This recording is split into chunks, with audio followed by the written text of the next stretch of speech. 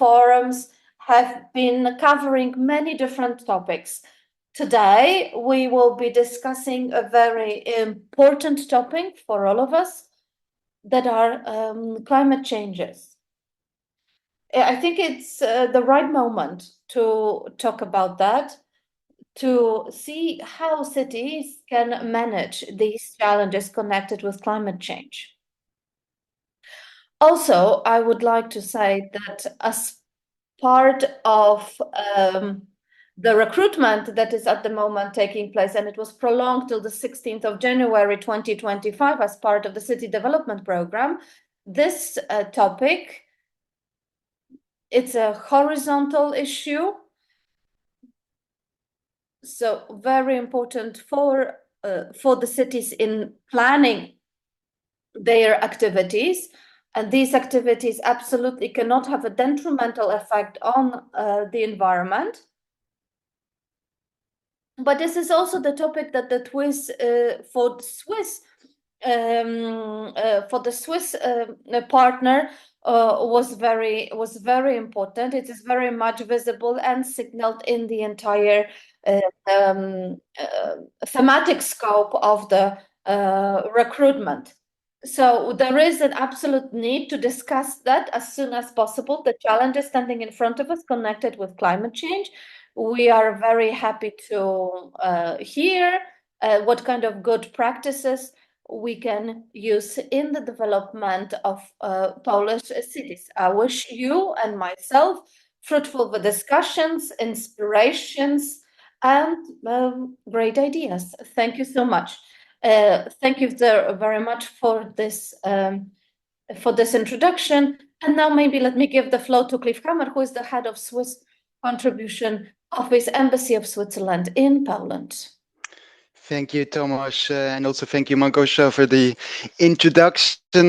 Ladies and gentlemen, colleagues, it's a real pleasure also to welcome you today on behalf of the Swiss Embassy, but also the two funding agencies in Switzerland, SECO and SDC.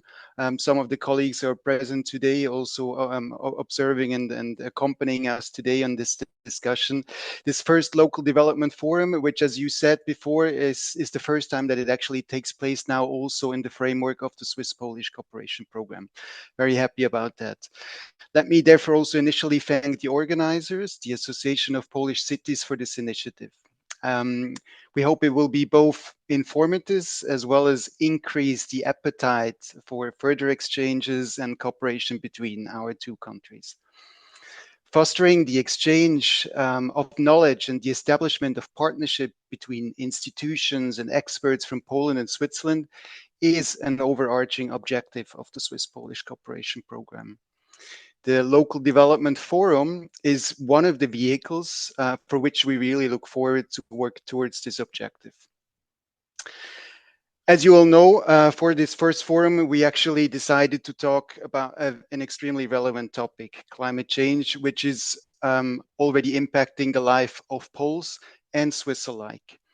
Extreme weather events, like the recent devastating floods that have affected the lives of tens of thousands in Poland alone, are becoming more intense, longer, and more frequent.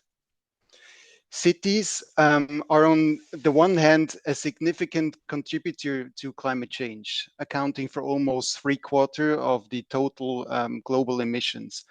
But on the other hand, they're also hubs for innovative and sustainable practices. And therefore, I'm actually really pleased that we have with us for this first forum real experts that can tell us what the situation is in Switzerland and how we deal about that. So we have Valentina Nessa, as Tomasz mentioned in the beginning, who will give us an overview on the state of play when it comes to climate strategies in cities. And then we have actually two very concrete inputs from Nadine Freuler and from Patrick Weibel, who will present to us concrete actions from their cities, Uster and Aarau, two medium-sized cities, so very comparable, let's say, also with the cities and the size type of cities that we're supporting on the Development of Towns program. And so they will present to us very concrete actions, how to adapt to the impacts of climate change, but also how to mitigate urban greenhouse gas emissions. I really hope that today's exchange serves as an inspiration and a discussion starter on how we can collectively, and in particular also in the frame of the Swiss-Polish Cooperation Program and the Development of Towns Program specifically, can address one of the key threats to our communities, but also the ecosystems we depend on. With that, I will close here. I'm wishing you all a good session and looking forward to the discussion. Cliff, thank you very much for the opening of the forum and also your support and involvement in the preparation of the seminar. And let me now give the floor to Andrzej Porawski, who is the Executive Director of Association of Polish Cities. Welcome, ladies and gentlemen. Welcome to yet another regional development forum. We've already had 50 of those. We organized them in many different topics, in the majority in cooperation with the Ministry of Regional Funds and Regional Development. There's so many years of experience translate into lots of initiative for Polish cities and their development. In many areas, we've been doing so for many years. And that's why we are very grateful to the ministry that made it possible, decided to use our experience, decided to use our practices, utilize it in many different aspects, fields of life, also in the predefined Swiss program. Thank you very much for inviting us to be the partners in that program. It was the mutual decision of our ministry and the Swiss partner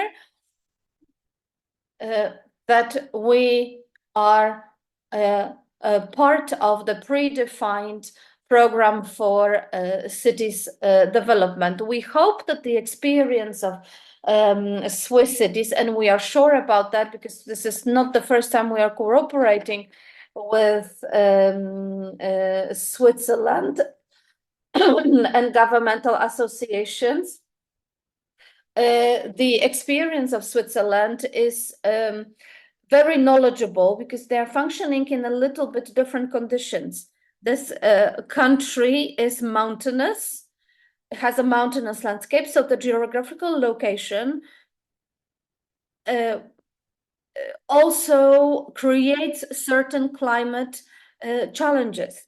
And Swiss cities for years had to face even more challenging and even more in a more tangible manner, deal with the challenges that were climate challenges. They're probably not aware of that. We know how well municipal management has been organized in Switzerland because the cities need to adapt themselves to, albeit wonderful, landscape conditions.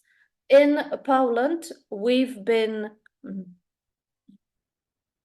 working on the consequences of climate change. Polish cities are striving to do that via energy transition or a green-blue transition of cities. Warsaw sets a very good example, and we would like to thank Warsaw that is willing to share this experience with us. Of course, the scale of the size of Warsaw is much different to the size of the cities that are direct in Switzerland, that are direct beneficiaries of the program, but the integrating attitude and the smart attitude that the Warsaw has, I believe this is something we can draw on and use in other cities. So hopefully as a forum for the exchange of experience, this forum and the other ones that will be organized as part of predefined Polish-Swiss program will be used at a bigger scale in more Polish cities. I wish you fruitful discussions. Thank you very much. Thank you, Director, for that introduction. Thank you for opening the seminar. Okay, then, ladies and gentlemen, so let's now move on to climate strategies and from Swiss cities, and what are the typical examples from the pilot program connected with the adaptation to climate change. Valentina Nessa is with us from EBP. She is the project leader for climate mitigation and adaptation. Welcome, Valentina. And now we will put the presentation on the screen. Good morning, everyone. Yes, I will try to share my presentation.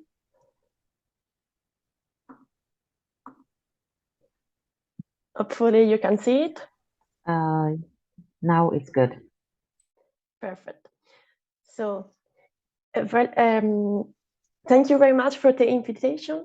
As mentioned, I will speak about the background here in Switzerland. So our cities are organizing themselves to develop climate strategies, and also then give some concrete example of projects that are carried out in Switzerland on the topic of climate adaptation.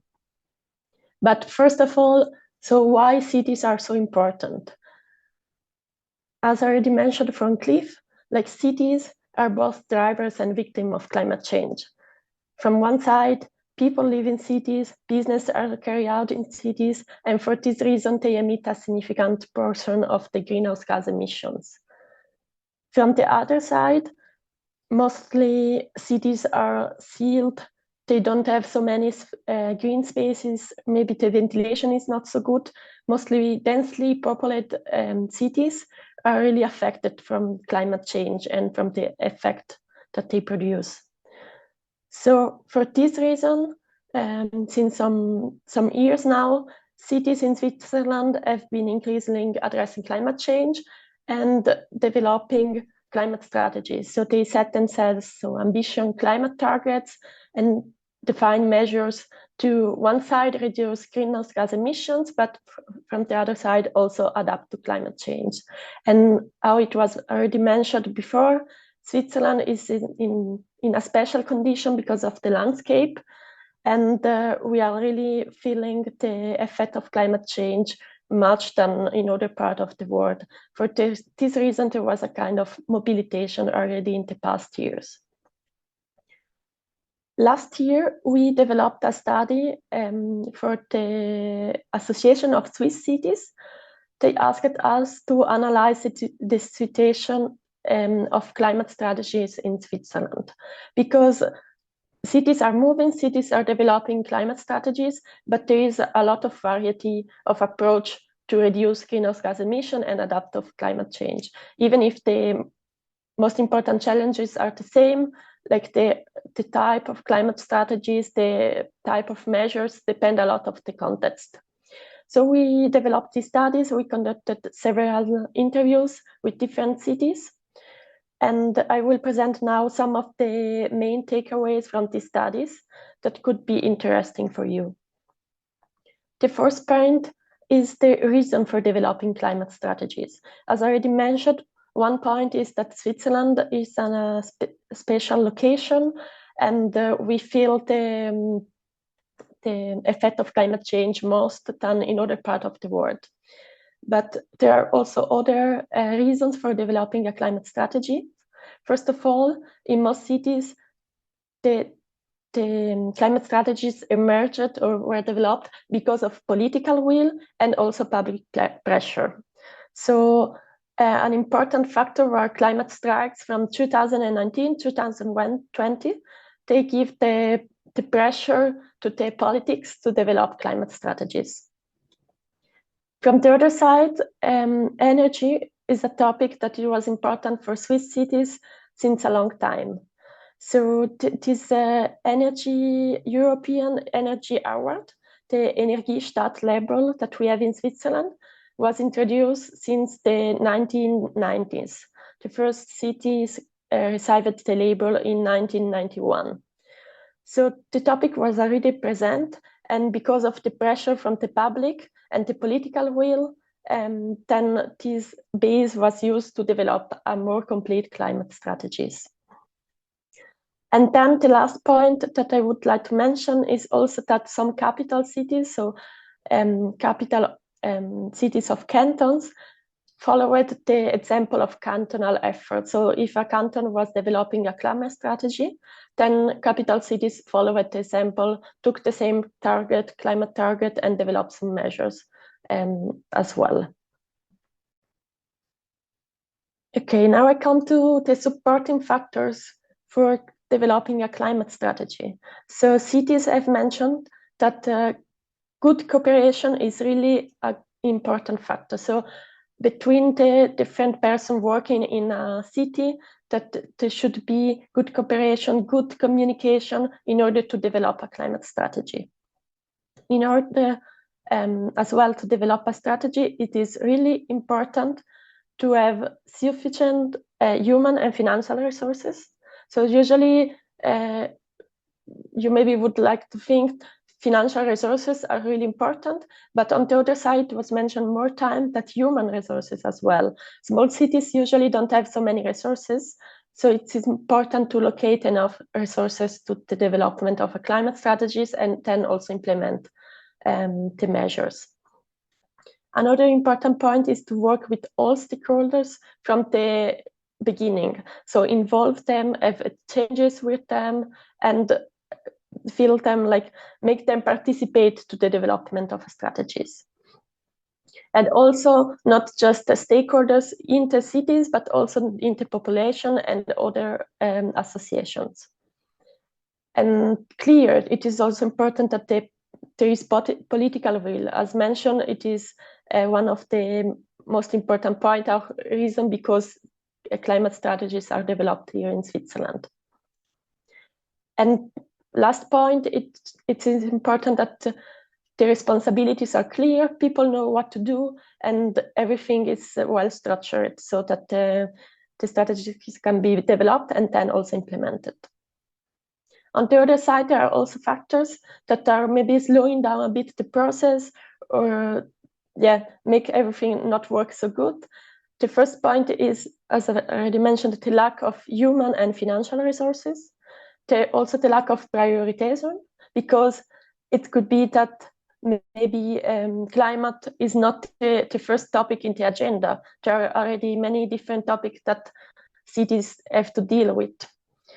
There is also the problem of restrictive legal aspects. Maybe at the confederation level, at the cantonal level, there are some aspects that are regulated and cities don't have the power to do something different. And then clear, there are many people involved and it's difficult to coordinate everyone and to reach agreement about difficult topics. And then a problem is when the communication is not clear, when the coordination is not clear, everything can be more difficult. Okay, so what are the main takeaways from these studies that we conducted? I already presented some different aspects, but I wanted to underline its relevant topics. First of all, cities have different realities. This means that they have to define the measure depending on the context and also the possibilities of cities. Small cities maybe don't have so many possibilities as big cities, so they just have to focus on what they can do. Another important point is that there is already a lot going on in Switzerland, but I think also in Poland. You will see an example of Warsaw.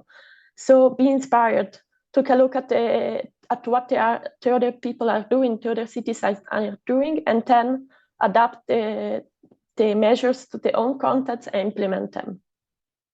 Another point that it was mentioned in the study is to set quantifiable targets.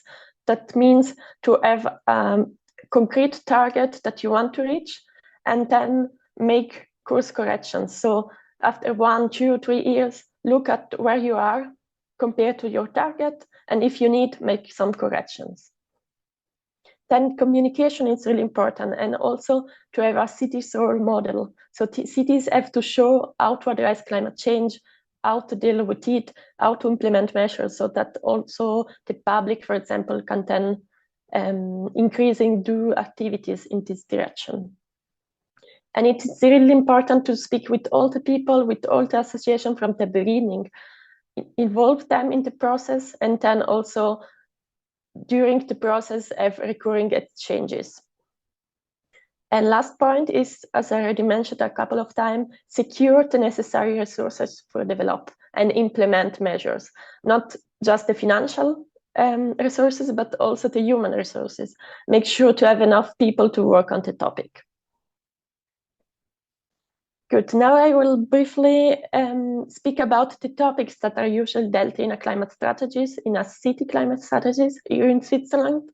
So there is one part is climate mitigation, usually the reduction of greenhouse gas emissions. And we have the topics of buildings, transport, industry and services, waste and resources, energy production and supply, and then the topic of indirect emissions. So this is consumption and goods, which is a really difficult topic because it's difficult to measure how high are indirect emissions. So cities dealt with this topic differently. Some just considered it in a qualitative manner, other maybe like extrapolate data from data at the national level. So this is a really difficult topic, and also difficult to implement measure to reduce emission in this field. And then if a net zero target is set, the topic of negative emission is also really important. With negative emissions, I mean carbon dioxide removal. It could be from natural approaches, like, for example, managing forest, storing CO2 in the land, but also from the technical part. So capturing CO2 from the atmosphere and storing underground. So the both aspects are mentioned here. And then we have the topic of climate adaptation. The first topic is health, and followed by spatial development. The two topics are really related also to the topic of heat island effect. So when the problem that cities are really a hub for heat during summertime. Then we have biodiversity, water management, and natural hazards more in general. And as you can see, energy production and supply is really an important topic also for climate adaptation. Good. I will come to some useful links for inspiration, because as I already mentioned, there is already a lot present in internet, and you can have a look at these links. There are for sure many more, and this can be useful to then think how you want to deal with the topic of climate change, what kind of measure you want to implement. The first thing I want to mention is the pilot program for climate adaptation that was conducted in Switzerland, and I will show next some concrete example of this program. And then there is the Wegweiser Klimastrategie für Gemeinden. This is an 8-step guide for cities that was developed from the government of Switzerland in order to develop a climate strategy. So this is a guide. It includes some templates, some examples, some useful links, and it could be really useful to have a basis to develop 10 climate strategies. The next two are report on specific issues, like, for example, I have, as I already mentioned, the topic of heat island effect, which is really important in cities, and also the topic of heavy rainfall and rainwater management. But now I will focus on the first aspect, so the pilot program. The pilot program was developed or launched from the federal government of Switzerland in order to show practical ways in which Switzerland can adapt to climate change. In total, there were 81 innovative projects conducted all around Switzerland between 2013 and 2023. So the dots that you can see on the map are the 50 projects from the second phase that was concluded last year. The pilot program included different topics. You can see a list of them. So this was the topic of increasing heat stress, increase in summer drought, increase in lateral hazards like flood, decrease in slope stability and more frequent land movements, which is a big topic here in Switzerland because of the mountains. Then we have changes to habitat, species, and composition, and the landscape. So in general, also the biodiversity topic, which is related with the next point, just breeding of pests, diseases, and non-native species. And then there was the last topic to raise awareness in the public, information and coordination.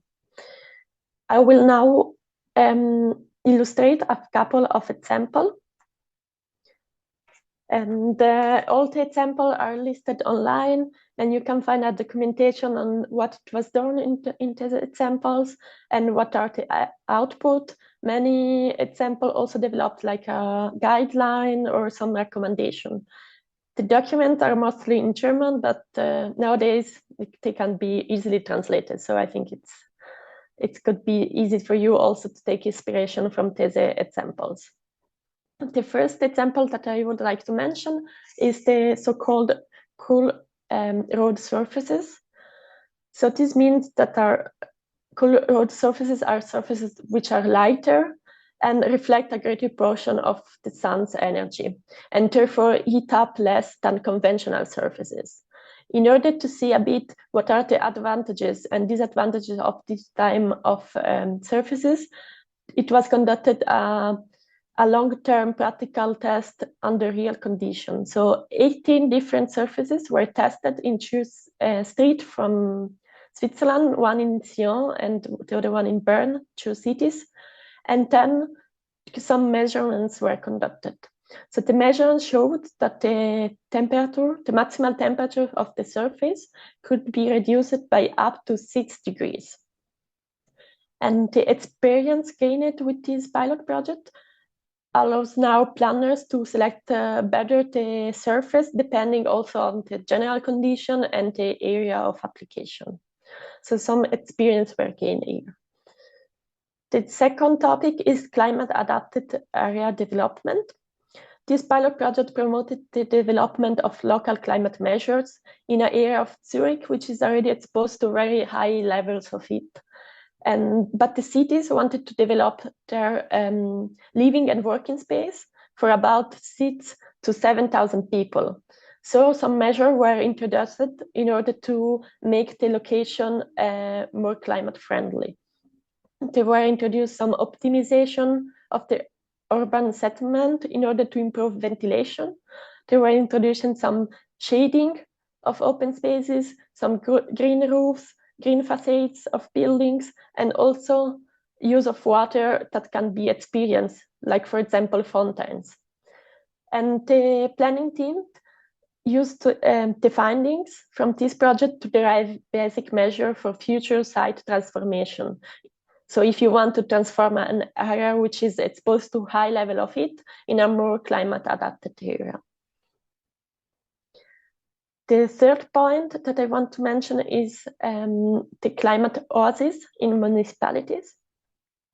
So the problem is often that in densely populated area, there is lack of green spaces and also trees. But you have to find a suitable location for trees, but also do the right choice of tree species in order to make sure that the trees will survive.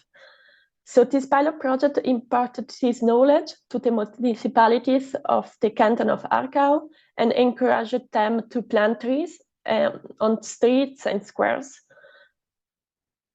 The tree planting was organized as a donation from municipality to municipality in order also to promote exchange, and also some mobile installations were like placed besides the climate oasis in order to inform the population. Good. I come to three last examples. The first one is the building materials for cities in a changing climate.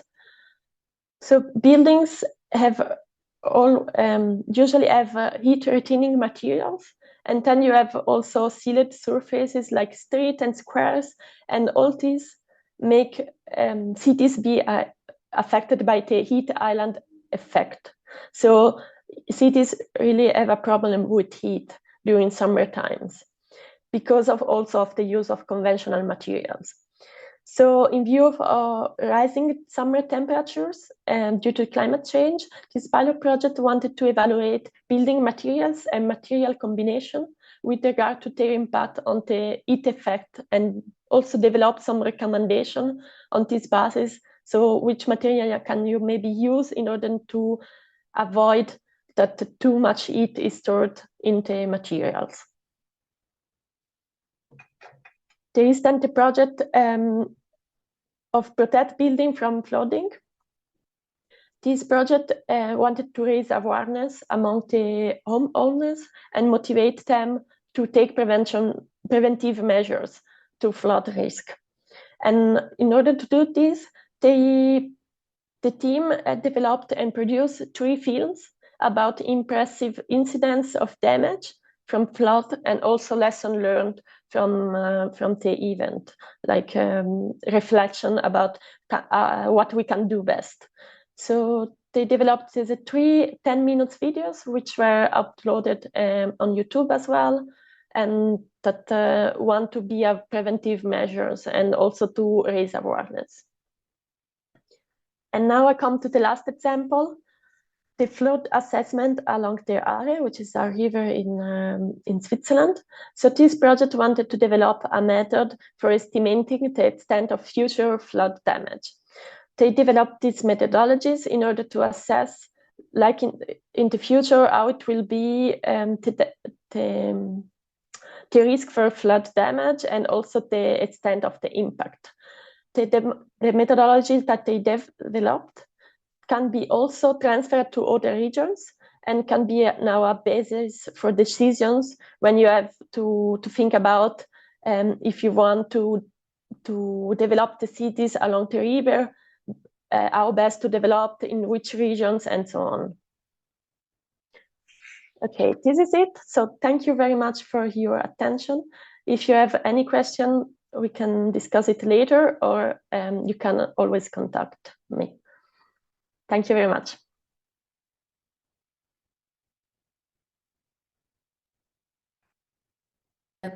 Thank you very much for a wonderful presentation and for your time. Protnes is combining such a knowledge in how building a climate strategy with very interesting examples. It's not a very easy topic to discuss. I know that Valentina has a lot more to say, but towards the end we're gonna have a session of Q&A, so you can start preparing for it. You can also ask questions on chat. When I was listening to that presentation, I was struck how you were saying in the first part, when we were talking about the way of building the strategy, of how much energy and effort was introduced in involving the stakeholders at the very early stage. So the issue of communication, coordinating, and combining often contradicting interests. I think this proves to the fact that regardless of the region that we are managing in the cities, the efficiency of local governments is the result of the ability to engage and involve independent partners also in the topic of climate change. And now from Warsaw, we are moving on to our next speakers. I would like to now invite Marcin Grącki, who is Director of Air Protection and Climate Policy Department from the City of Warsaw. A Green Vision of Warsaw was adopted last year in Warsaw. It's a very important document, but it's not the only one. And in Warsaw is striving at climate neutrality in 2050. Of course, the scale of Warsaw is completely different scale than in many cities that are participating in our today's meeting, but the approach, the methodology, the practices presenting how a large scope of areas need to be taken into consideration, thinking about climate strategy. This is an inspiration, I think, for all the city. And now let me give the floor to Marcin. So I hope that you will remember a little bit more from my presentation than just the technical problems. I will try to go through the slides. and to present to you how Warsaw is adapting to, what is the approach of Warsaw to climate policy. We'll be talking about adaptation, but also but also about the emissions. I don't think we can function separately. As it has already been said, cities are, first of all, cities unfortunately contribute a lot to the global emissions, but also the consequences of climate change in cities are most powerful. So we live in the area that on the one hand is responsible for the emissions, but it's also its negative beneficiary, and it's quite obvious.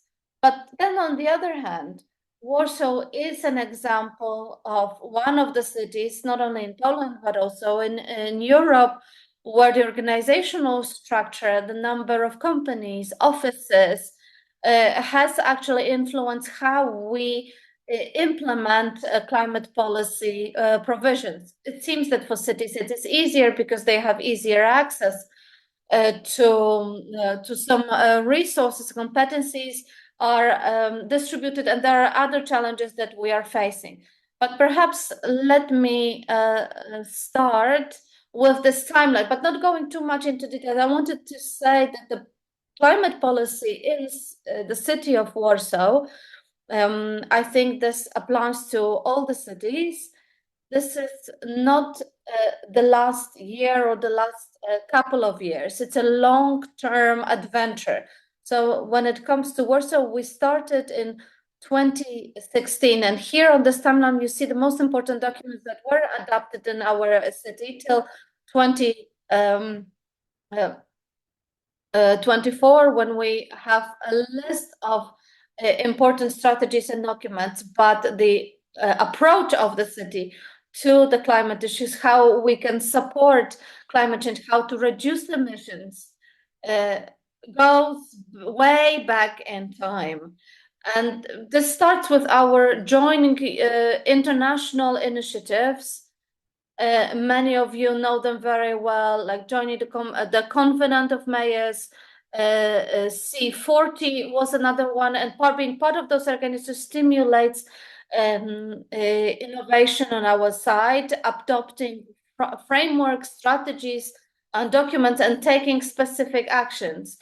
And I think this is one of the motto of one of the political parties in Poland, but I like it a lot because we want to do our job for generations, not for a given term, but for generations. So we plan it for many, many years ahead. In other cases, these activities will never be effective.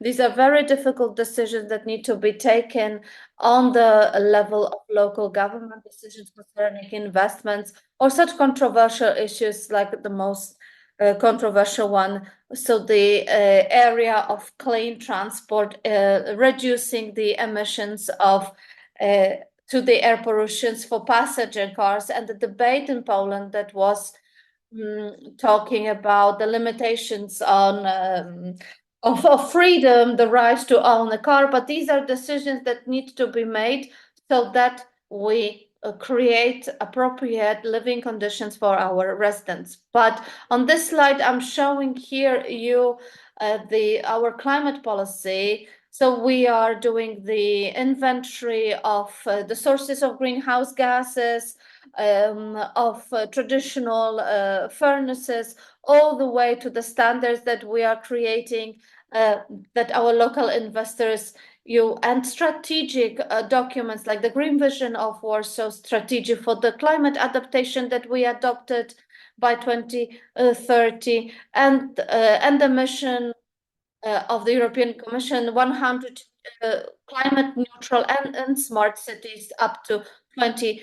So we have many next to Łódź and Rzeszów. When it comes to our approach to climate issues, always, regardless of the life of elements and the decision that is being made, in the heart of that process is a person, are humans, are the residents. It comes to greenhouse gases, and adapting to the climate change or the negative aspects of climate change, the humans and the residents, the citizens are always in the heart of our interests. We're not saying that we limit the emissions in the given sector of the building.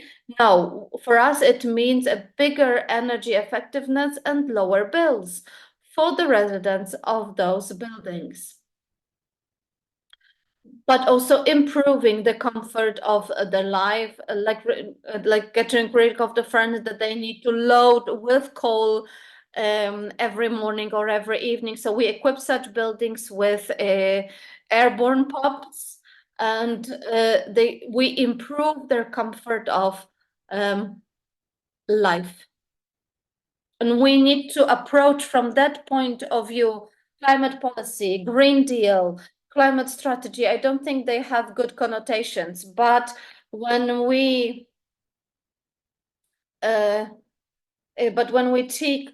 talk about energy safety or comfort, we are able to explain a lot and have more people on board to be supportive and offer them some explanation.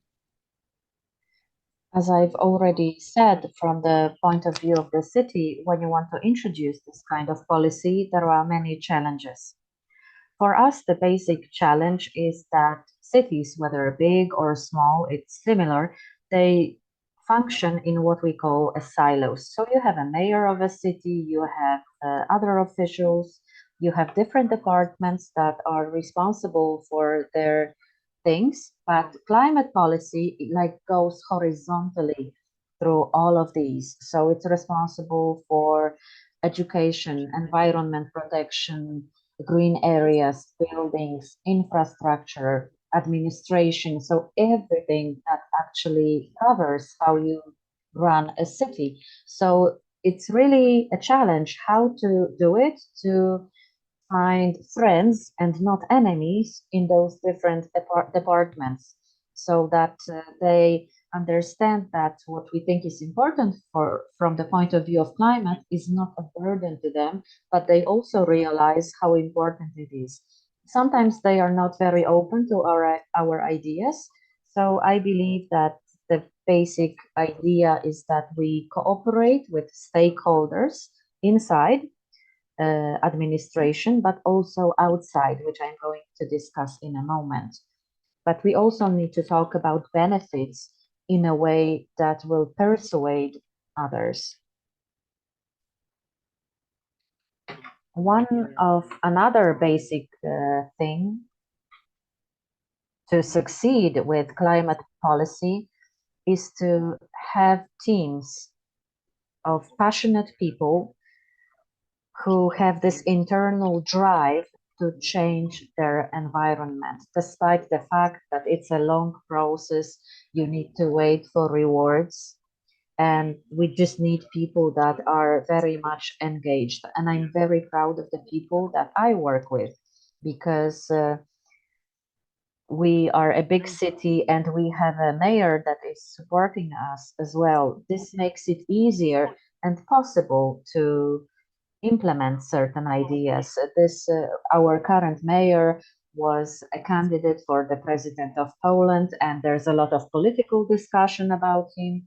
And sometimes it can be a challenge because people tend to overlook other qualities.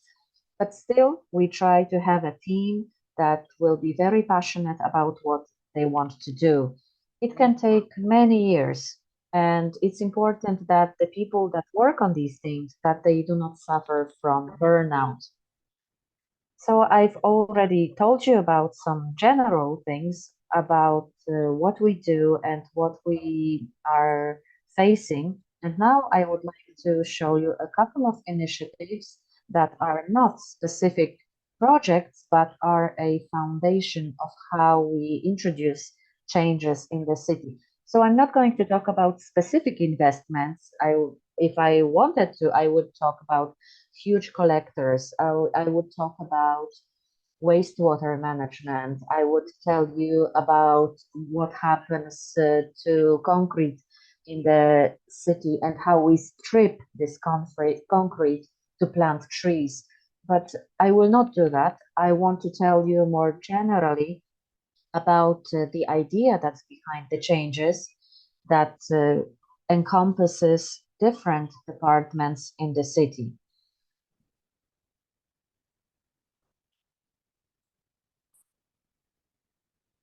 And I want to tell you also what we do, how we get funds for different projects. So I want to focus about building a robust system that will support adaptation to climate change.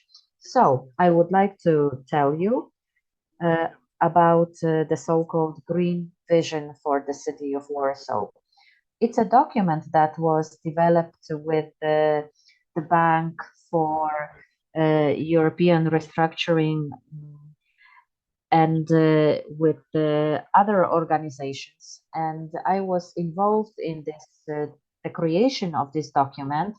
And it was important to get robust data, some standards, but also make it like friendly towards the bank, so that we actually do not have a document that just reads nice on paper and that you can put on the shelf, but a document that will be followed with a number of actions. So the city decided to employ a number of consultants so that those people who are experts can be involved in that.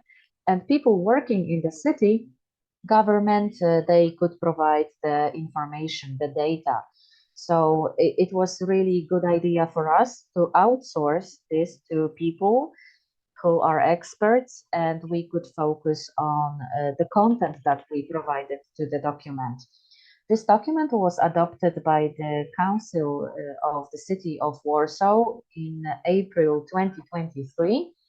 And for the first time, it actually listed a number of climate goals. Because in the past, we did talk about greenhouse gas emissions and so on, but we have never actually defined sectors that we want to target.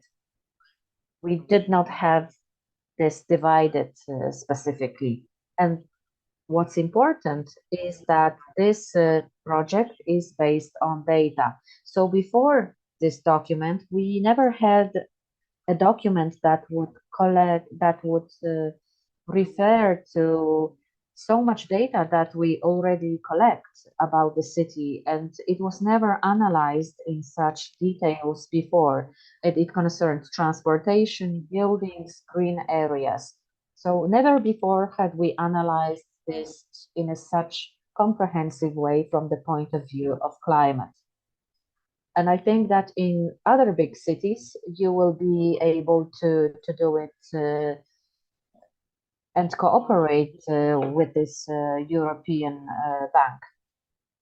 We collected a lot of information in one place, and thanks to that, we were able to plan sustainable greenhouse emissions so that we do not make it a burden, for example, for one sector only, for example, buildings.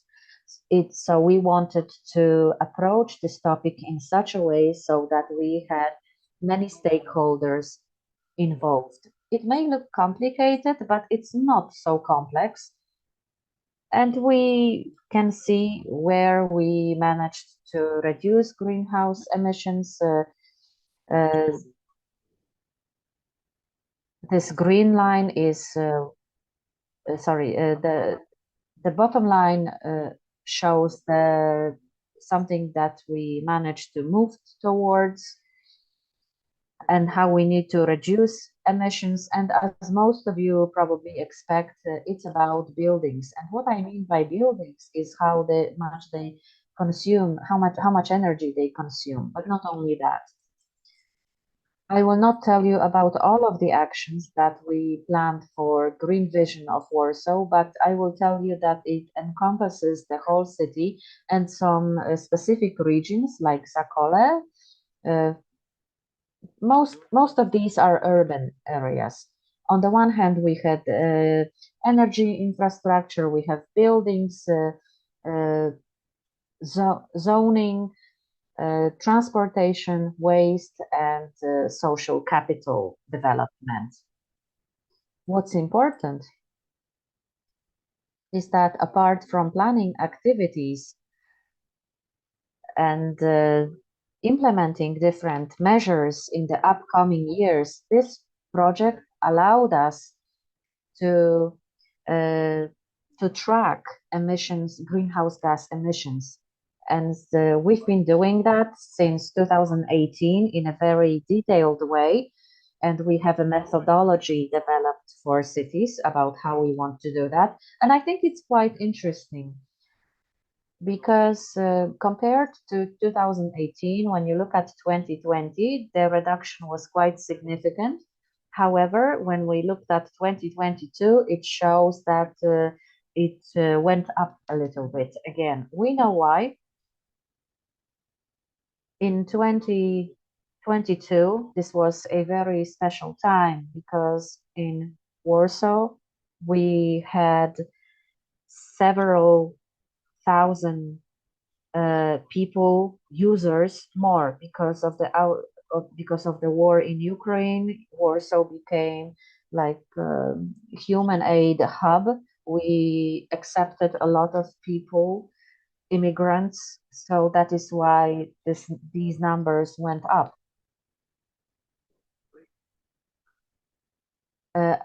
And soon we'll see. We'll have data for the next 2 years, and we'll see if we keep the line flat or if it goes up. We also look at emissions per capita. So we track this in a very detailed way. We look at the new inhabitants of the city, and I think we are on the right track to get to these goals. That's a reduction by 40% by 2030. And if we measure this per capita, I think we'll manage to do it sooner than 2030. However, the methodology that we use and we show our emissions, it doesn't take into account the population of the city, the number of people living there. But I wanted to show you how important it is to analyze the data that you already have, because if you cannot measure something, that it's really difficult to plan your work. And it's also difficult to justify decisions that you want to make and measures you want to undertake. So these discussions can become very specific instead of the mayor saying something or the council saying something, and you just need evidence. Another milestone for Warsaw was becoming a neutral net zero cities, and we are one of the cities in Poland to join this initiative, and we are very proud to be one of the 100 cities that are a part of this initiative. So we have a number of cities in Europe that joined this mission of the European Commission, and the main goal, and that's how we at least interpret this, is that we can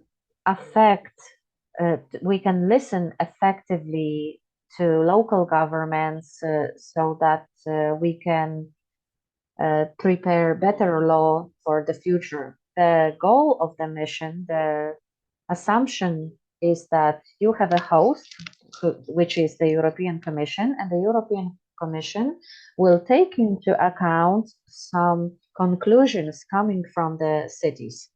Being part of the mission, we promised to prepare a contract. And this contract is similar to the green vision of Warsaw that we already have, because it shows what is our strategy for GHG emissions. And the target year is 2030. So it may be impossible for cities, not only like Warsaw, but also for other bigger cities. But it's not that the target is the goal itself. We want to get closer to the goal and also identify barriers that hinder us from succeeding. So it's an extremely important instrument because on the one hand, it gives you reference documents for the cities, but also because you get some conclusions, recommendations, and some information whether those changes that we introduce will be recognized from the point of the European Union. So it helps us to be more effective in what we are doing, and it helps us to prepare better policy when it comes to climate change and sustainability. What's important about emissions is that we've already mentioned this, that external stakeholders are also important because the city itself, the administration of the city itself, is never going to reduce emissions working on their own, because the urban emissions, that's only like 10%, meaning that the companies use some resources, the city uses them, and also the European Commission points to the fact that the need for funding the transformation is also below 10% of the budget of the city.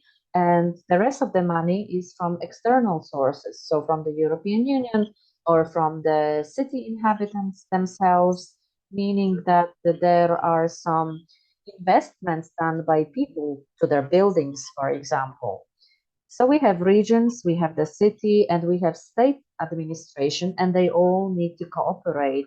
So apart from providing documents and robust data, it also shows that we need to have third-party people involved, so those external stakeholders. So when it comes to us, we have this urban contract, and we wanted this green vision to become district focused. So in the city, we have districts. In every district, there's like a mayor of a district, and we wanted to have the city contract that will.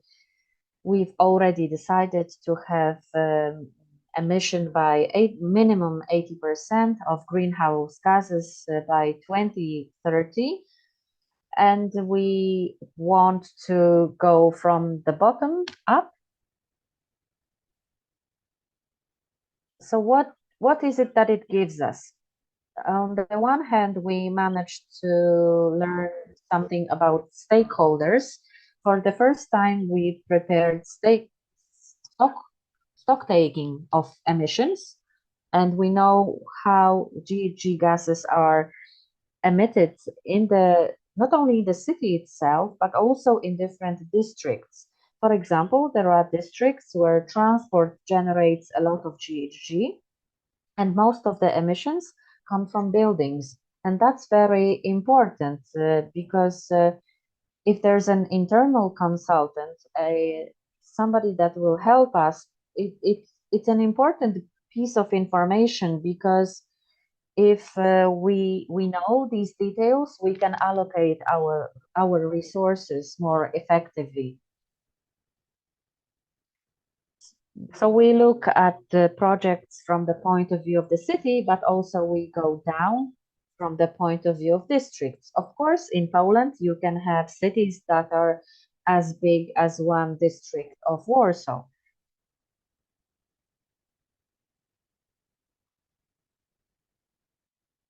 Now I'm moving on to the last part. I'm not sure how good I am for time. Maximum, you have maximum 1 to 2 minutes, because I wanted to tell you that the role of the city is not to be an obstacle in this transition. Stimulate innovation, stimulate a change, and create an environment that is not an obstacle for the activities of individual units that are striving at the final goal. Create a proper environment and initiate changes.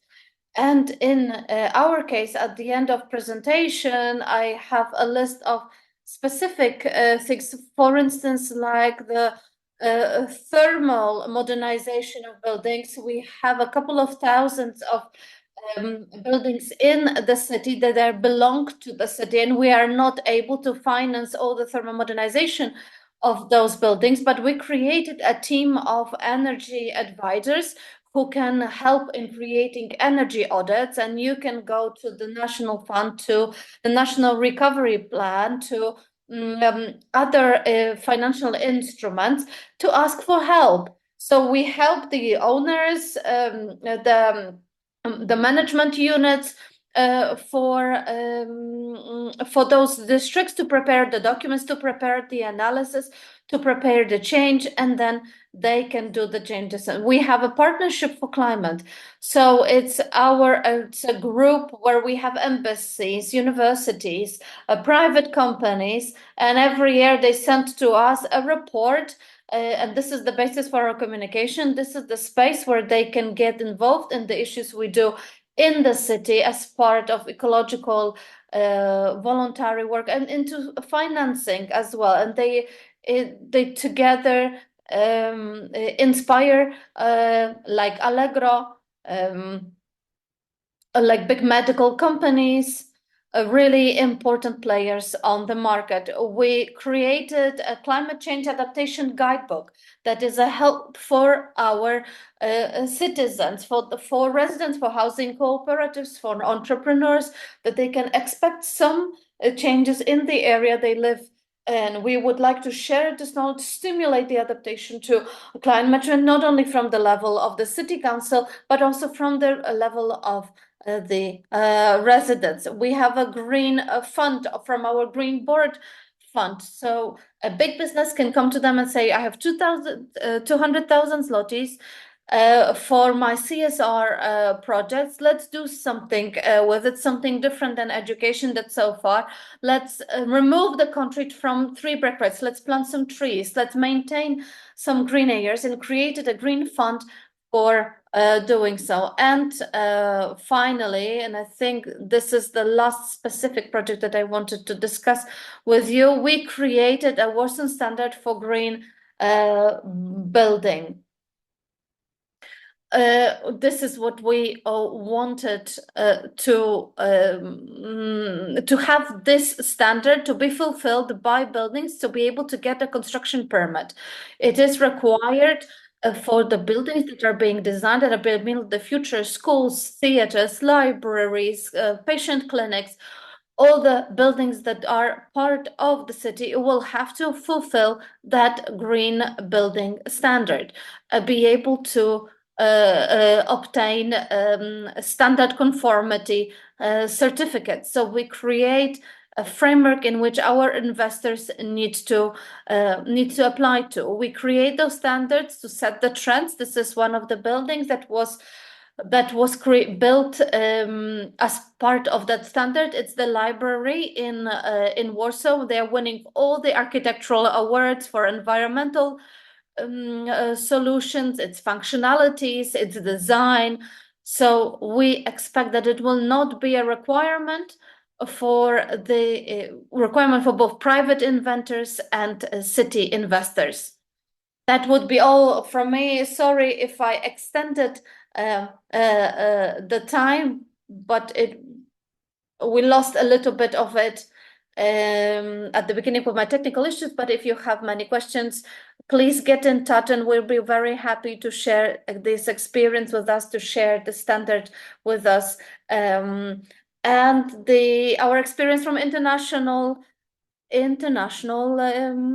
projects. Thank you very much, Director. Lots of inspirations, and also, as you said in the beginning, you showed us the scope that Tomasz mentioned. So the steps, regardless of the scale, are important. Getting involved the society, the community, offering new solutions, but also having this long-term planning for generations connected with adaptation to climate change. Thank you very much for staying with us till the end, because it's a great opportunity to ask questions on chat towards the end of our seminar. We have designed a Q&A session, so you are able to ask the question or ask those questions on chat, because our experts are all the time available. Thank you very much for that presentation. Not only from a day-to-day business as usual, but also from the more strategic perspective. And now let us move on to the examples of Swiss cities. And now we are transporting ourselves to Aarau. Patrick Weibel is with us, who is the director of Environment and Climate Department. So let's see how it's done in Switzerland, in middle-sized cities. Now let me give the floor to Patrick, and please share the presentation with us. Yeah, thank you for the invitation. I hope you can see my slides. Everything okay? Okay, so I start. Thank you. I will show you some activities from our city, Aarau, in Switzerland, about climate protection, climate mitigation, and also climate adaptation.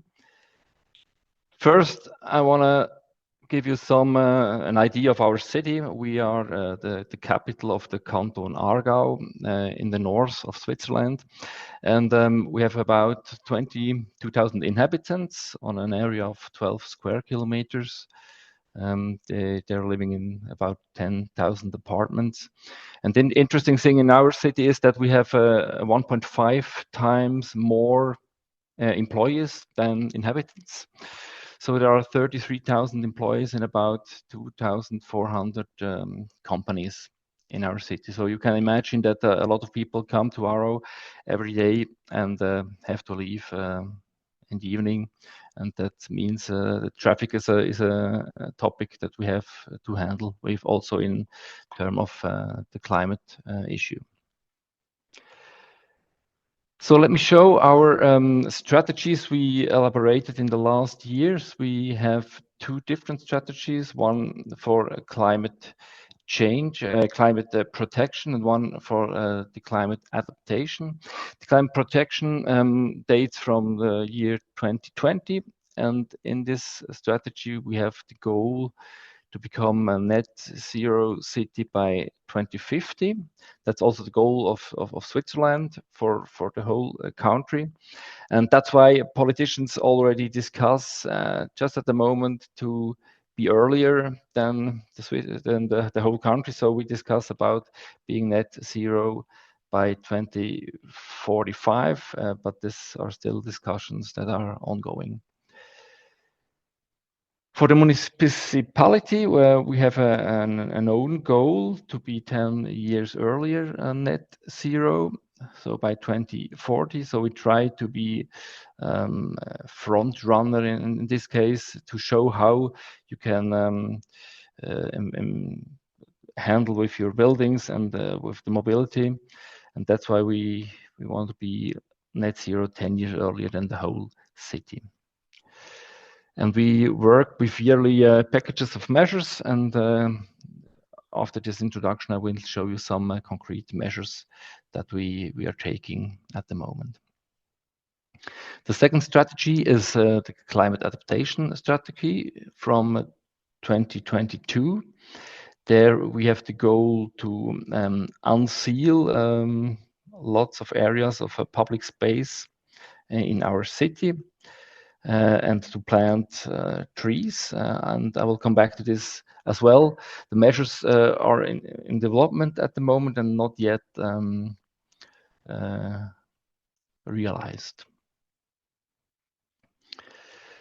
So the strategy for climate protection is divided in different parts. We already heard about it today. We have 5 subject areas: the buildings, as we heard about already, the mobility, renewable energy production, and the good example of the municipality, as well as themes that are overriding importance, like policy or communication strategies for all these measures and themes. The first concrete measure that I want to share with you is our strategy for heat supply. That's a strategy we elaborated together with our energy supply company and external experts. On the map, you can see different colors, and the color means what we recommend in different areas to use for heating your houses. At the green areas, we can provide already district heating or long-distance heating. This is realized. The blue color indicates that we are realizing now. We are extending the green area. For the orange area, we are still in the planning phase. We do not yet when or even if district heating is coming in this area. And the white areas are areas where we recommend other systems of renewable energy, such as heat pumps, wood heating, or at the last option, also biogas. For the information of the population, we have a platform on the internet. I wrote the link down here for you. I don't want to show it at the moment, but on this platform, every one in our city can write down his address and get specific information about his house, what kind of heating we recommend, what potential there is on the roofs for solar power, and so on.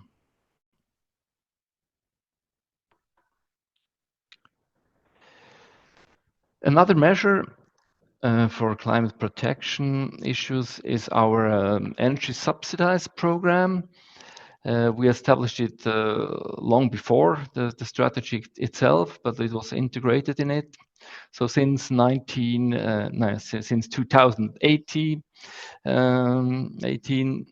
we buy some money for specific measures that people can take in our city, and we already paid 2.8 million Swiss francs in all these years for more than 700 projects. And the funding is available for installing solar systems, not only photovoltaic, but also thermal systems. We pay money for energy efficient renovations, for example, insulation of the roof, or removing old windows and get better insulation windows, or for the replacement of heating system. If you had an oil or a gas heating system and change to a renewable system, then you can also get some money. And also electric mobility and especially charging infrastructure is promoted.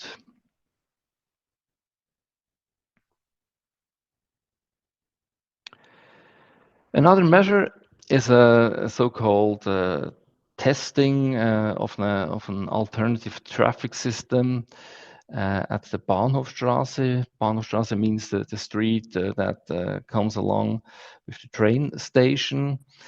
The testing should show what happens when you reduce the maximum velocity for the traffic. We also removed crossways for the pedestrian. They can now cross the street anywhere. We can see already that there is a more fluently traffic, so public transport is more punctual, and that helps to people to decide to use the public transport. And this is a project not only from the city, but together with the canton of Aargau, who is the owner of this street.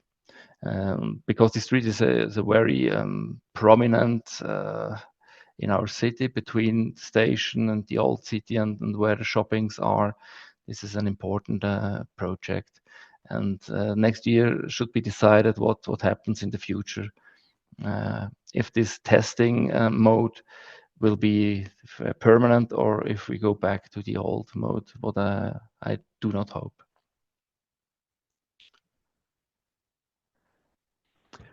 Now I come to our communication campaign Weitsicht. That means foresight. So we wanna look forward. And the small sentence about the logo means Aarau acts today for the day after tomorrow.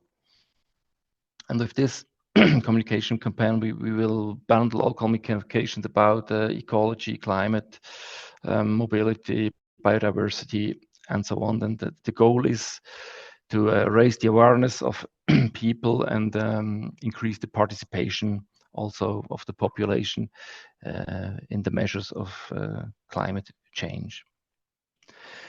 In concrete, in the last years, we made different interventions in the public space. On the first photo, you can see not a lot, but a sign, and that's the important thing here in the underground. At this place, there is a great heat pump that produces heat for the district heating, but you can not see it at the surface, and that's why we wrote down it here then that there is something very important for the future in the ground. On the second picture, you can see a house that was renovated with strong isolation. Is a solar power plant on the roof. Something that you can see, but you may not recognize, and that's why we wanted to put it on the agenda. The third picture is a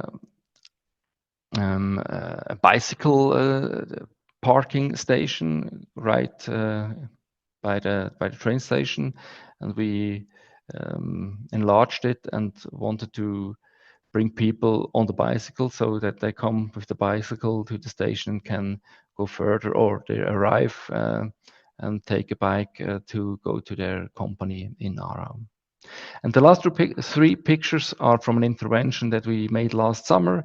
We it was a temporary use of this parking lot. We put some infrastructure for leisure activities to encourage people to use places just around their houses to be and to enjoy, and not to go have to go further away to leisure activities. Now let's move to the climate adaptation strategy. In the city of Aarau, the heavily sealed areas are in the old town, in the city center, around the train station area, and in other zones where the heat is really increasing at summer days, and at night it radiates. Here on this climate analysis map, you can see the temperatures at 4 o'clock in the morning, the elevated temperatures in the urban areas, the red zones especially. You can see this heat island effect. And however, the surrounding residential neighborhoods are also affected by the heat island effects. And to ensure the best possible quality of life for the population with regards to future climatic conditions, targeted measures to reduce the heat impacts must be implemented in the city of Aarau. And to aim this is to improve the quality of outdoor spaces during the day, and to maintain ventilation at night, as we already heard from Valentino earlier. Yes, and therefore Aarau has developed a climate adaptation strategy. Here I shortly come back to our communication campaign Weitsicht. You can see on the pictures here different interventions in public space that we made in the last year to show people where places in the city are where it is more comfortable to be on hot days.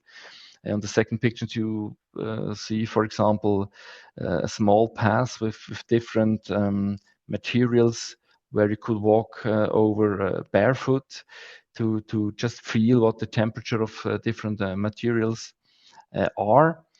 And with such interventions, we want to sensitize the people of Aarau. And now I show you some concrete examples that are planned in our climate adaptation strategy. We are now planning these measures. There are 3 types of measures. The blue ones are planning measures. The orange one, relations, where really action is taken on different places in the city, and the green one are these sensitization measures to raise the awareness of the people. And in total, there are around 40 actions that we are planning now over the next 5 years, from 2025 to 2030. A first example is this about 3,500 square meter sealed parking lot at the Aarau Cemetery. This we want to resize, because as you see on this picture, just a few cars are standing here, and the parking space should be unsealed and also greened with trees.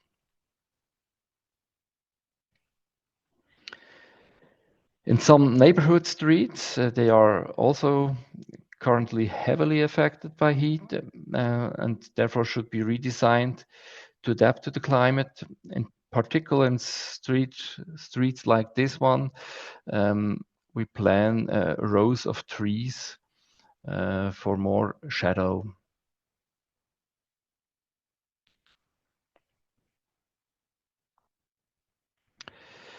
In Aarau, we follow the principle old tree before new tree, because it takes around 30 years for a tree to achieve its climate effectiveness. And these 3 on this picture along the Zollrhein are about 120 years old already. By connecting the tree pits and enlarging the root space, the existing lime trees should be protected and their preservation should be ensured with that measure. Another example is the Schlossplatz. It was redesigned 10 years ago and has a high degree of surface sealing. The climate adaptation was not yet on a topic at that time. And as part of a design concept, a climate adaptation redesign should be considered. Heat reduction measures need to be found that accommodate various usage requirements, such as events that take place on this in this area. That doesn't make it very easy to find the right measures. The second last picture is this here in the old town of Aarau. We have seen on the card there are also heat islands. Climate adapted measures are urgently needed in this area. A good option here is vertical greening, which requires little space and can therefore be implemented at the narrow streets of the old town, where there is not enough space for trees or other green structures. And finally, this picture shows the Laurenzen suburb, also an area heavily affected by the heat. Therefore, the parking spaces should be selectively removed in the next years or redesigned in favor of street tree planting and planting beds. The remaining parking spaces should be unsealed and fitted with grass grid, so that precipitation can be evaporated. Yes, that's it was a short insight of our strategies on climate protection, climate adaptations. And if you have questions, I'm here till the end, and I thank you for your attention.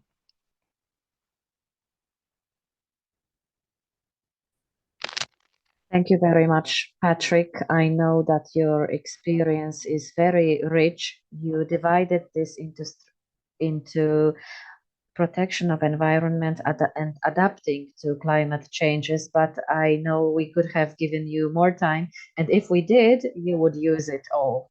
So we are really happy to have you here, and I would like to tell others that if should you have questions later, we will have some time for that. So let's move on from Aarau, 70 kilometers away, to Uster, which is one of the top 20 cities when it comes to size in Switzerland.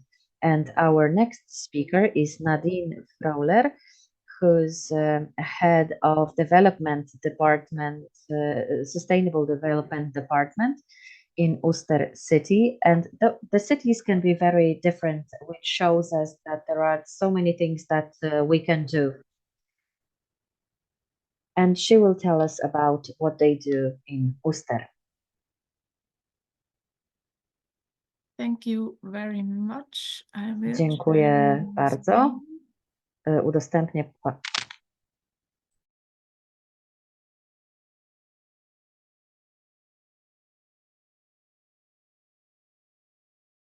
I hope you can see the presentation mode of my screen. Very good. Yes, we can see. So, thank you very much for having me and for giving me some time to present what Uster is doing to face climate change. I will shortly talk about the situation of Uster and our climate action plan, and then show you some of our implementation projects. As mentioned, Uster is a city in Zurich, in the canton of Zurich. It's about a 15-minute train ride from Zurich. We have roughly 36,000 inhabitants, and also 2,500 businesses, and roughly 17,500 workplaces. So the size of Uster is, we have more inhabitants, but fewer workplaces than Aarau, so a slightly different structure. And as mentioned, we are among the 20 biggest cities in Switzerland and the third largest city in the canton of Zurich. As also mentioned before by Valentina from EBP, Switzerland has a net zero goal until 2050. Also, the city of Uster has a net zero goal for 2050. And we divided it into sub-goals for municipal vehicles, where we want to reach net zero until 2030, which is just around the corner now. And also for municipal buildings, we have a net zero goal until 2040. We have a climate action plan, which we use as a planning, coordination, and enforcement instrument for an effective climate policy in the city of Uster. And this plan has been developed in 2019 and 2020. And during this time, it has been quite new for a climate action plan also to include climate adaptation measures. So we have been one of the first cities to do this. And I will also show you one example of what it means now or how we work with this. So this climate action plan that we have includes 6 different areas. We have measures for mobility and spatial planning, for buildings, waste disposal, nature and forestry, but also urban and microclimate, which is where the climate adaptation comes into play. And also the gray square you can see, which is for accompanying measures and information. It's mostly about raising awareness, spreading information about areas where we do not have direct influence, like consumption of private people or educational efforts. In total, we have 27 action sheets. I will give a short example of what these action sheets include. So you can see here in the background is like an action sheet, how it is designed, but I've translated the main points. So these action sheets, they contain a description about the measurements to be taken, and then the goal of the action. There's a suggestion for the process to take, who has the lead within the city municipality or the city administration. There's a list of stakeholders that are involved in this action. Then there is the implementation horizon from short, medium to long term. There was also a section on priority from low to high, but now in the final action plan, there are only actions with the priority of medium to high, because all the actions with a low priority, they didn't make it into the action plan, because we also didn't want to have an action plan with 100 actions that we will have difficulty in following up, but we wanted to reduce it to the one measures that were most important and also most realistic that we will be able to follow along. There is also a section with estimated costs for the city, but this is a very rough estimation. Then there's a section about the impact of the action divided into CO2 emissions and to climate change adaptation potential. Also, there's a section where we write, like, how do we evaluate the impact? So what kind of indicators do we use, or what kind of monitoring do we use? And also how the success or the process of the implementation is reported. And finally, there is a section about synergies and connections to other actions. The current status in the city of Uster for this action plan is that we are in the phase of implementing these measures, and they have different lead apartments, so not all of these actions are carried out by me, but there's also a lot of interdepartmental cooperation going on. Also, there is the budget application process, which is quite important, as we have also already heard from Valentina. This is in Uster, this is part of the usual political process. So we don't have like a climate fund or something similar, which some cities do. So for every measure that we want to take, we need to apply for funding or for a budget. And also what we are currently doing alongside is like communication actions and involving employees and the population in what we are doing. Also monitoring and controlling is ongoing, which is also part of this Energiestadt process, which Valentina showed, this European Energy Award. And currently, we are also in the process of revising the action plan, and we will, during next year, we will have like an updated version of the action plan, because some of the actions have been carried out, some will be postponed, or some need to be changed due to other influences that occurred meanwhile.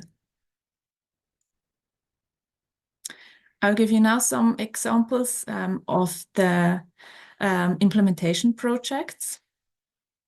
So this is actually the first implementation that has been taken, which was to create my position, the Office for Sustainability, because it was clear that they would need a responsible office that holds all the threads together. And now my tasks also include coordinating, implementing, and controlling this climate action plan. And I also do like advising and raising awareness of sustainability issues among the population and within the municipal administration. This is a second measure that we've taken quite early on, which is an award for sustainability. And this is an award for private people, institutions, organizations, which show a special effort or engagement for sustainable development in Uster. And with this, we want to raise awareness about initiatives for sustainability and also celebrate those people and their efforts. And here on the picture, you can see the last year's winner, who was quite moved by the award. And he was a pomologist who created and maintains a large orchard of rare fruit varieties in Uster. Another example are the procurement guidelines and our separate recommendations for sustainable procurement. Because in Uster there is no centralized procurement office, so every department does their own procurement. And this makes such guidelines and recommendations very helpful. And they are also important for our local companies who are interested in supplying our city administration, so they can see what kind of criteria we use when purchasing. And you can see here a list of the topics that are covered in this procurement recommendations. It goes from like which kind of paper should we procure to sanitary paper, textiles for clothing, food and beverages, especially for events, and also vehicles, where we have a segment talking about electric vehicles and how this would work to procure, and building materials, for example, or also when using other services like painting or carpentry work.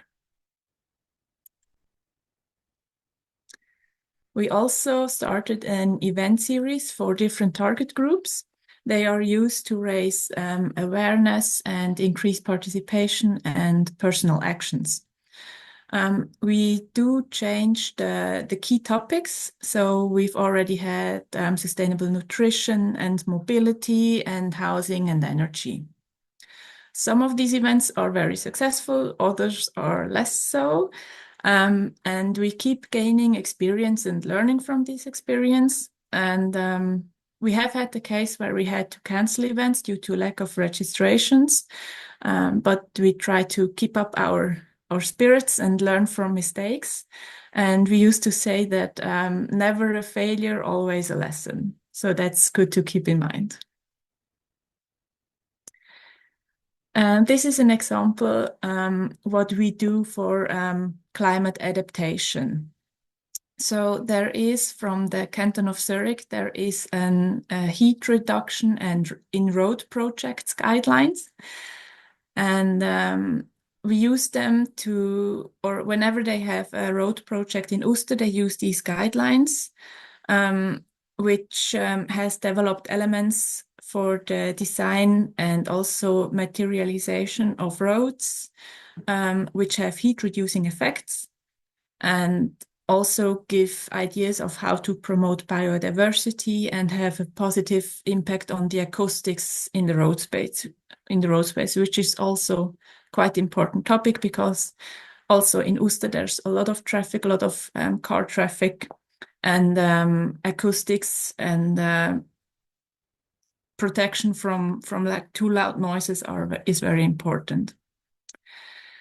Also, climate protection is a criteria when procuring services and goods for construction projects. So here on the bottom right, you can see a small picture of an excavator, which is not run on fossil fuels, but is electric. And this is also how they try to reduce the climate impact of road construction projects. And the final example is a project for an attractive city center without car traffic, but with cooling green spaces and recreational areas. This is a long-term project, as you can imagine.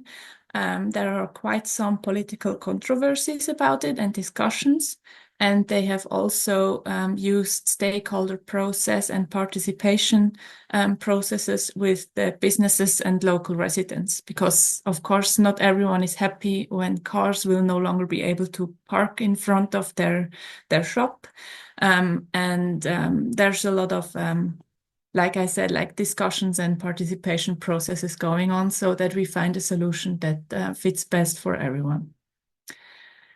So this was it from Uster. Thank you very much for your attention, and I will also be here until the end if you have any further questions about the content.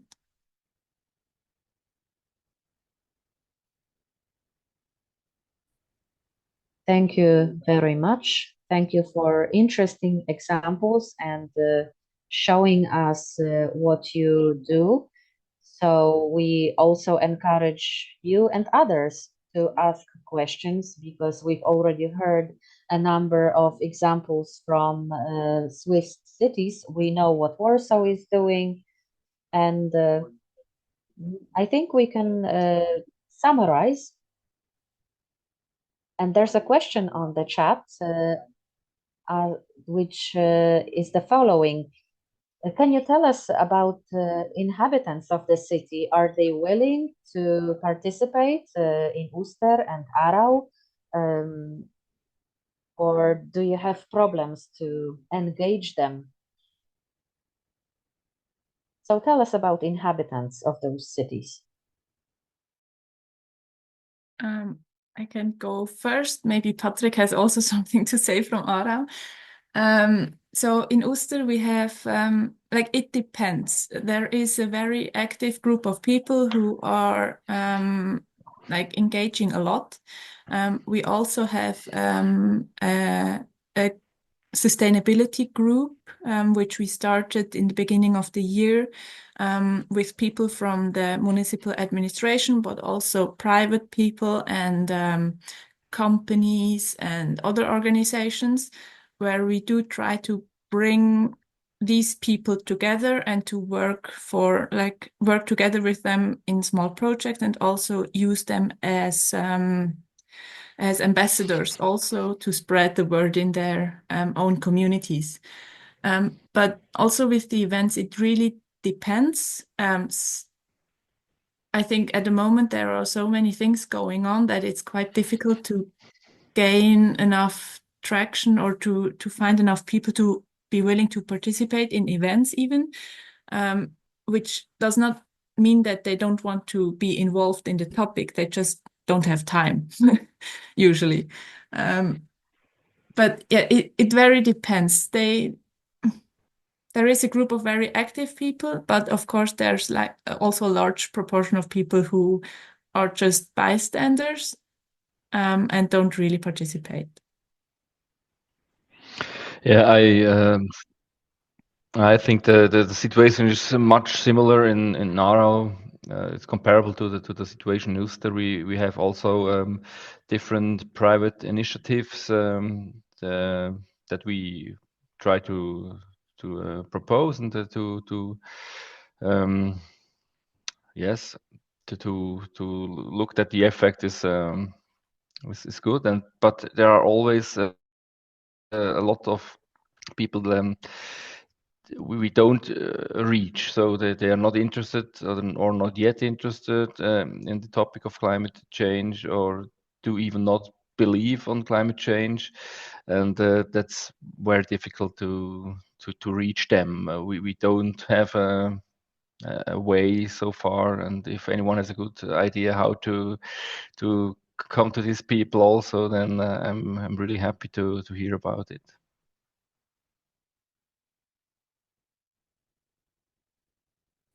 Thank you very much. That's very important aspect, because as you've said, we have people who are less engaged, but we maybe we need to exchange ideas about how we can lure them in, how we can try to make it attractive to them. And you've also mentioned that there are some people that are not convinced that climate change is real. So we need to find ways of starting some kind of conversation with them and just making people more engaged and active. I'm looking at our chat if we have any more questions. This is the last moment to ask questions. If any one of you has questions, you can raise your hand using this icon, or you can write on the chat. I would like to thank our speakers from Switzerland for answering these questions. So, if there are no more questions today, I would like to move on to summary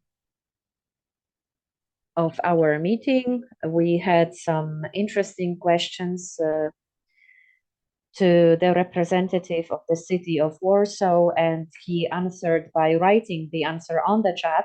So I think the time has come for me to ask Mr. Podkański to summarize the meeting and to close our today's seminar. Local Development Forum. I can see that you are already here. I can see Mrs. Zalewska and Mr. Hammer. So, Tomek, the floor is yours. I would like to thank all the speakers. I think this was a great opportunity for us to see that there are so many similarities in the problems that we are facing and the solutions that we have, regardless of whether it's Poland or Switzerland. It shows us that it's a great platform for exchanging ideas. And the presentation given by the representative of the city of Warsaw showed that it's great that we can learn from one another. It's not only Warsaw, of course, we have some other cities that can apply to be part of the program. And I'm really impressed by all of the 4 presentations. And if you allow me, I would like to tell you what I liked the best and what was the most interesting to me from all of the presentations.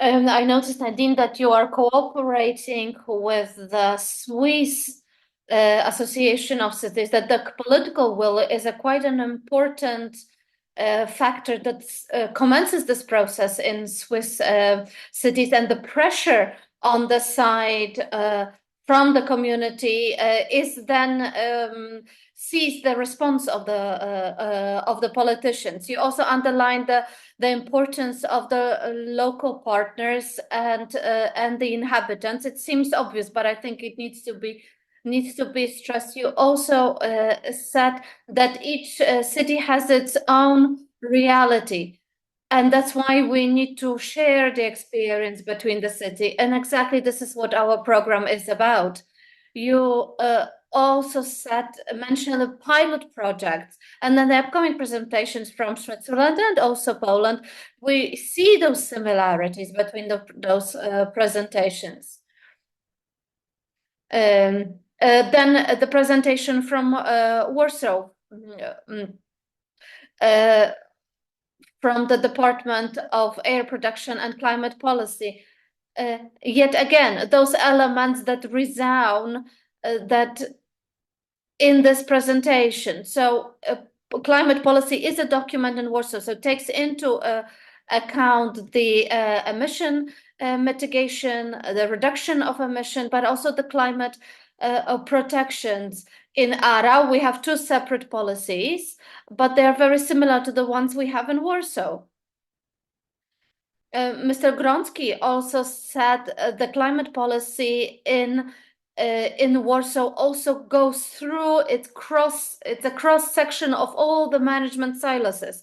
We know what the management silos are, and we know what kind of limitations they pose for us. But you also paid attention to the fact how important it is the cooperation between internal stakeholders.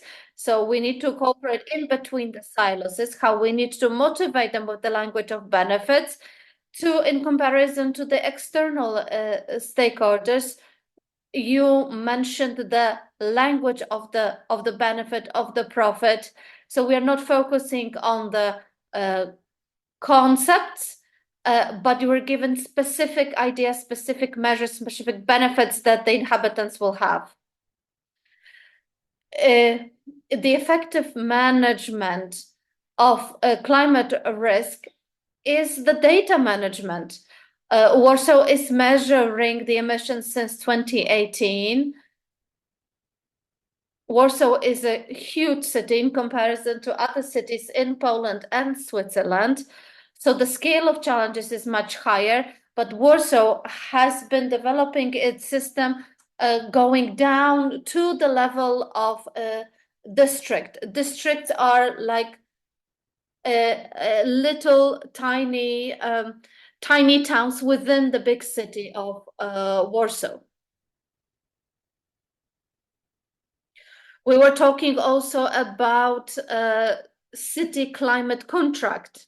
It was the commitment of the city as part of the European Commission missions, and paying attention to the fact that 90% of the emissions is not the source are the municipal institutions, but external parties. So it's important for the city to stimulate cooperation and creating the environment, a common platform, so that entrepreneurs, private owners would get involved in that. The examples from Switzerland clearly were showing us the similarities in the way the questions are being answered. So Patrick Arau, thank you very much for that presentation. The strategic document is divided into two parts. At individual levels of measures, we see similarities, but we also see a similar approach. Pilot projects, funding, subsidies to thermal modernization of buildings, exchanging heat sources, the heating system, planning, optimal planning for heat sources of certain areas in the city. So this can be a guideline for private owners. Massive communication. This is not well developed in Poland. And in the climate adaptation strategy, so measuring the temperatures in cities, this is something where our cities in Poland do that. Maybe not every single city is involved with that, but as we can see, that it's a system that helps us to raise the awareness of the inhabitants. And my final point, Uster examples, 27 very specific measures, very specific actions. We cannot have 100 because we cannot manage that. Very specific number of solutions that are managed by individual departments, but one of them is coordinating those actions. And then the cherry on the cake,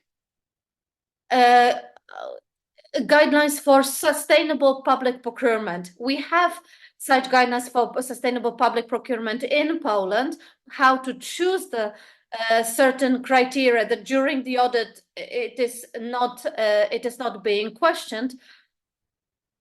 But here you have a whole separate department, a whole guidebook, what kind of materials, what kind of services are environmentally friendly, what materials you can choose to achieve that action. So this is something that is doable on the city level, something very helpful at the city level.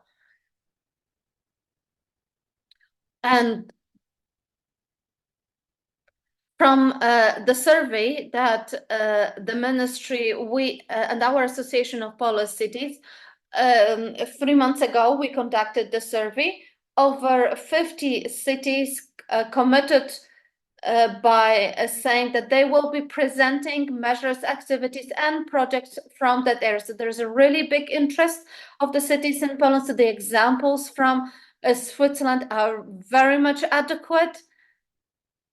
Situation is very much, we have very similar conditions. So the exchange of practices and experiences between the local governments of Switzerland and Poland will allow us to mutually benefit from it and effectively introduce the provisions of that program.